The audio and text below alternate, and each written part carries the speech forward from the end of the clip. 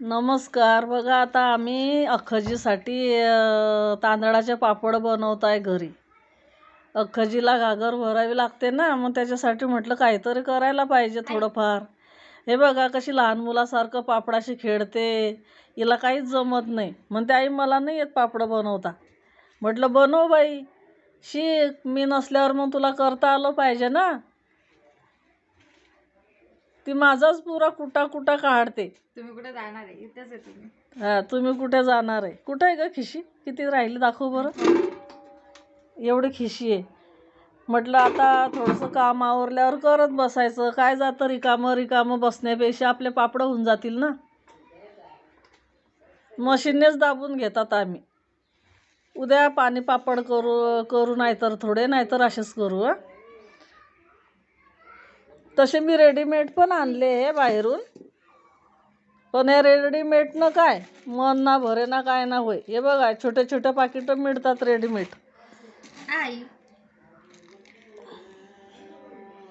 हां छान आला, ठेव.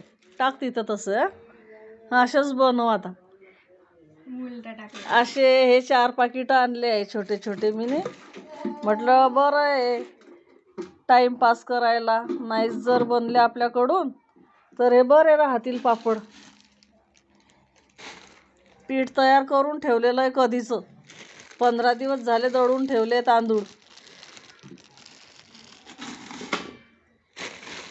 मग शेवाया आहे आमच्याकडे आणि फक्त आता कुरडया करायच्या बाकी आहे. आता कधी होतील कुरडया?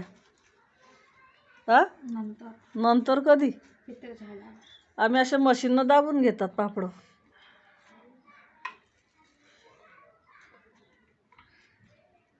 बघा किती सुंदर येतात. मोठा बनवला मी. असू दे, मोठा आला तरी चालेल. तुकडे करून तळायचे. मोठे तर मोठे, काय नाही होत. बनवते तेच. शुकर आहे बाबा तुझा. हे बाबा खिशी छान आली ना. हो. तुटला आई. तुटला? नाही तुटला. बरोबर बनवला. घे आता दुसरा गोळा अजून. बसणं म्हणजे आता काय पापड बनवायचे ते फेकून द्यायचं का पीठ? 5-6 पापड पण नाही लाटून झाले अजून. लाटायचे पण नाहीये, मशीनमध्येच दाबायचे. तरी पण एवढा कंटाळा तुला. मी नसल्यावर माझ्या पाठीमागे करशील का नाही काही काय माहिती. सासूच्या सासऱ्याच्या घासाला अख्खजीचा घास टाकायचा, घागर भरायची.